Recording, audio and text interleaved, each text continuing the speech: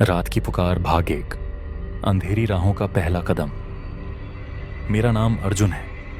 मैं बचपन से ही अंधेरी रातों, उन अनदेखे रहस्यों और गांवों की सुनसान गलियों से आकर्षित रहा हूं, जहां सिर्फ चांदनी की एक झलक भी अनगिनत कहानियां बयां कर जाती है। आज जब मैं अपनी इस यात्रा पर निकला हूं, तो मेरा मकसद है उन गांवों में जाकर चुड़ैल की असली कहानियां जानना। वो कहानियां जिन्हें वक्त की धूल में छुपाकर केवल रात की पुकार में ही सुनाया जाता है। रात के सन्नाटे में जब हर कोई अपने घरों में सुस्ती से लिपटा रहता है, तो मैं अपने चलने फिरने वाले पांवों के साथ उन सुनसान रास्तों पर निकल पड़ता हूँ, जहाँ अजीबोगरीब हवाएं, छुपे हुए फुसफुसाहटें और कभी कभी तो आत्माओं की सरसराहट सुनाई देती है। हर गांव की अपनी एक अनोखी कहानी होती है। कुछ कहानियां हकीकत से परे लगती हैं और कुछ दिल को दहला देने वाले खौफ से भर देती हैं। मेरी ये यात्रा सिर्फ एक खोज नहीं, बल्कि उन कहानियों के पीछे छुपे दर्द, सच्चाई और रहस्य की गहराई को जानने की एक कोशिश भी है। मेरे पहले पड़ाव के रूप में मैं पहुंचता हूं सांवरपुर नाम के एक छोटे से गांव में, जो पूरी तरह से अंधेरी रातों में बसा हुआ है। यहाँ के लोग कहते हैं कि जब भी रात का सन्नाटा छा जाता है, तो एक अजीब सी पुकार सुनाई देती है। एक पुकार जो किसी दूर दराज के कोने से आती है, मानो कोई बेताब आत्मा अपने खोए हुए अरमानों की तलाश में हो। गांव के बुजुर्गों की जुबान पर हमेशा यही कहा जाता है कि रात की पुकार में छुपा है अतीत का एक अधूरा ख्वाब।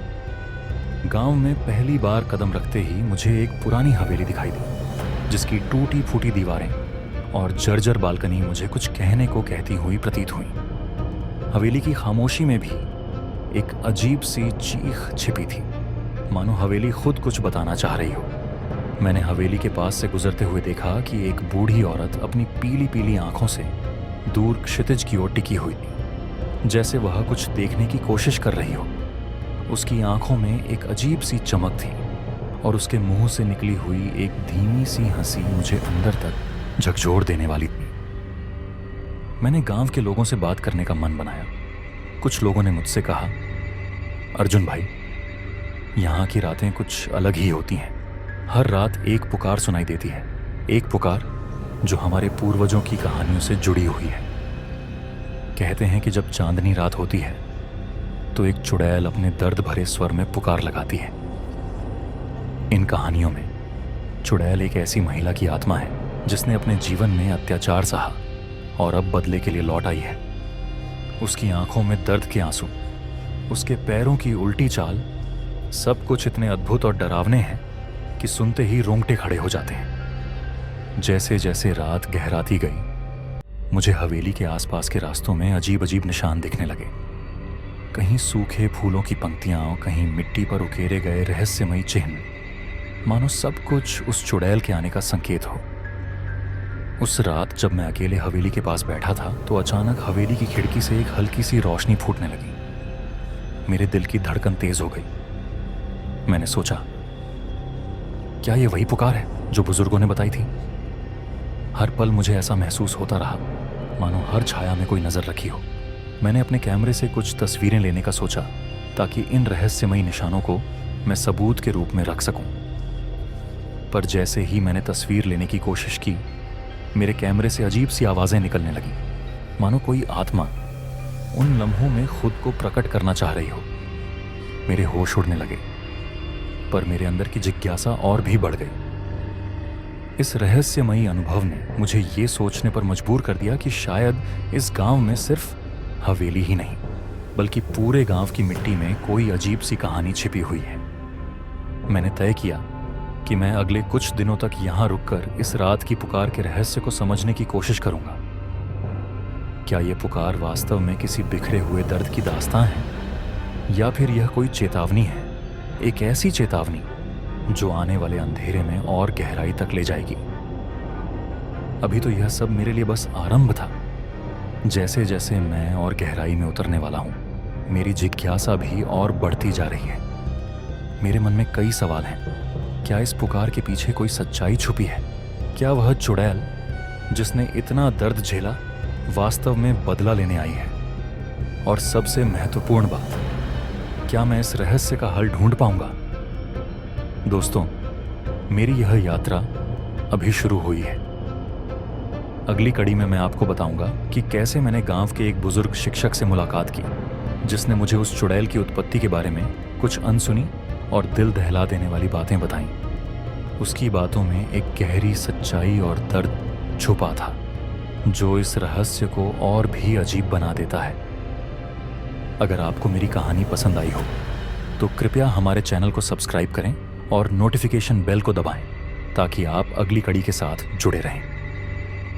अगली बार हम जानेंगे गांव के बुजुर्गों की आंखों में छिपा दर्द, वो कहानी जो इस अंधेरी रात के सन्नाटे में गूंजती है और जो आपको रोंगटे खड़ा कर देगी। याद रखिए, रात की पुकार सिर्फ एक कहानी नहीं, बल्कि उन आत्माओं की चीख है जो आज भी हमारे बीच मौजूद हैं। अगली बार मिलते हैं उस रहस्य की ओर गहराई में उतरते हुए। मैंने तय कर लिया था कि इस रहस्यमयी गांव सांवरपुर में रुककर इसकी कहानी को गहराई से समझना होगा। पिछली रात जो कुछ भी मैंने देखा और सुना, वह महज एक संयोग नहीं हो सकता था। वह रहस्यमयी हवेली, खिड़की से झांकती हल्की रोशनी और सबसे डरावनी बात, वह अजीब सी पुकार जो रात के सन्नाटे में गूंज रही थी। सुबह होते ही मैंने गांव के सबसे बुजुर्ग आदमी से मिलने का फैसला किया, जिन्हें लोग बाबा रघुनाथ के नाम से जानते थे। कहा जाता था कि उन्होंने इस गांव में जन्म लिया था, और यह भी कि उन्होंने अपनी आंखों से चुड़ैल को देखा था। जब मैं उनके छोटे से मिट्टी के घर पहुंचा तो वह आंगन में धूप सेंक रहे थे। उनकी आंखों में बरसों पुरानी कहानियों का बोझ झलक रहा था। मैंने उनके पास जाकर अपनी पहचान बताई और सीधे सवाल किया, बाबा, ये जो रात की पुकार है, इसके पीछे क्या सच्चाई है? बाबा ने धीरे धीरे मेरी तरफ देखा और फिर एक गहरी सांस लेकर बोले, तू आया क्यों है बेटा? ये बातें जानकर तेरा भला नहीं होगा। ये पुकार सिर्फ एक आवाज नहीं, ये उस गुनाह की चीख है जो सालों पहले इस गांव में हुआ था।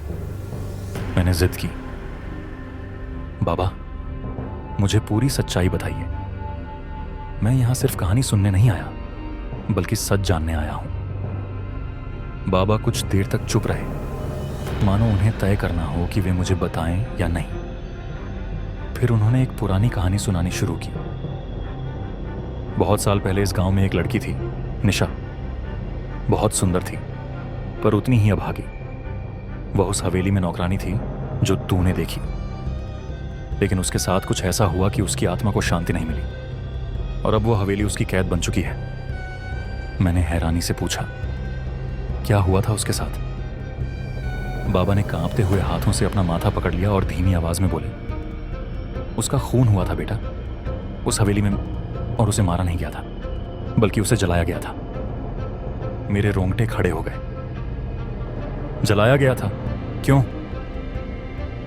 उस पर चुड़ैल होने का इल्जाम लगाया गया था। बाबा ने बताया कि निशा उस हवेली के मालिक की नौकरानी थी। हवेली के मालिक ठाकुर रणवीर सिंह एक निर्दयी इंसान थे, जो गांव की लड़कियों को अपनी हवस का शिकार बनाते थे।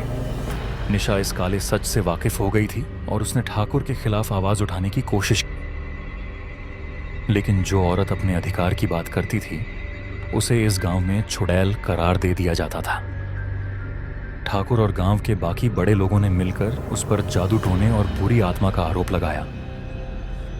बाबा की आवाज में दर्द था। और फिर एक रात, जब पूरा गांव सो रहा था, उन्होंने निशा को जिंदा जलाने का फैसला किया।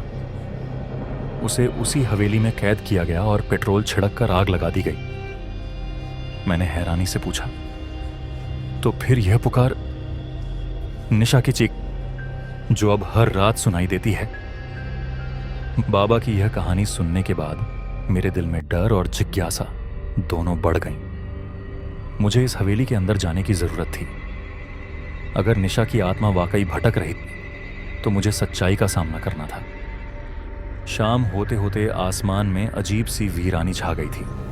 जैसे जैसे रात करीब आ रही थी, हवाओं में हल्की सरसराहट बढ़ती जा रही थी, और फिर रात के ठीक 2 बजे वही पुकार फिर से गूंजने लगी, बचाओ, मुझे बचाओ।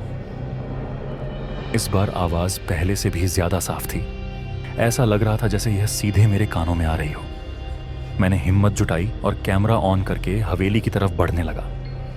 जैसे ही मैं हवेली के पास पहुंचा, खिड़की से फिर वही हल्की सी रोशनी दिखी, लेकिन इस बार रोशनी के अंदर कोई परछाई भी थी।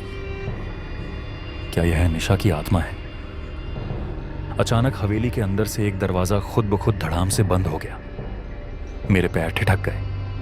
मुझे एहसास हुआ कि मैं अब एक ऐसे सच के करीब था जिससे बचना शायद मुमकिन नहीं था। अर्जुन ने जो कदम उठाया है वो उसे कहां ले जाएगा? क्या निशा की आत्मा उससे संपर्क करने की कोशिश कर रही है, या फिर हवेली के अंदर कोई और गहरा राज छिपा है? जानने के लिए अगले भाग का इंतजार करें। अगर आपको यह कहानी रोमांचक लग रही हो तो चैनल को सब्सक्राइब करें और नोटिफिकेशन बेल दबाएं ताकि आप रात की पुकार, भाग दो मिस ना करें। अगली बार हम अंदर कदम रखेंगे उस हवेली में जहां निशा को जिंदा जलाया गया था। लेकिन क्या मैं वहां से जिंदा लौट पाऊंगा?